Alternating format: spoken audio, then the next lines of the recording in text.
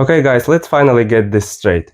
Life is meaningless and absurd, and there is nothing wrong with that.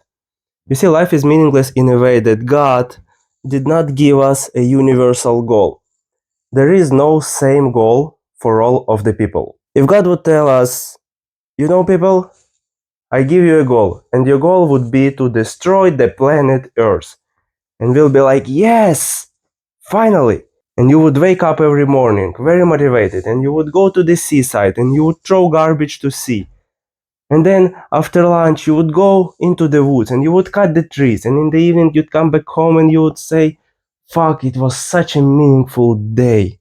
But it's not like that, unfortunately. However, we are doing pretty well in terms of destroying Earth, aren't we? But God gave us something different instead. He gave us a superpower. He gave us the ability to assign meaning to anything. We can literally assign meaning to anything.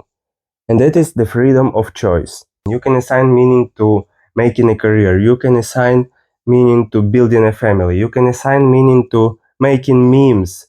You can assign meaning to milking cows. You can assign meaning to fucking everything. That is the beauty of it, but that is not all.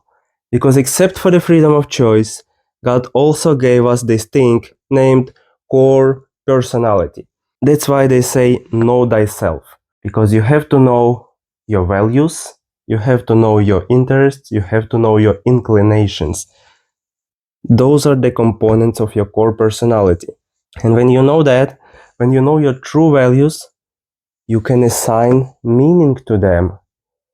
And then you get into the alignment, and that is actually the secret to a meaningful and fulfilling life. And most of the people's problems come from being in disalignment state, because people are trying to assign meaning to something they don't give a fuck about.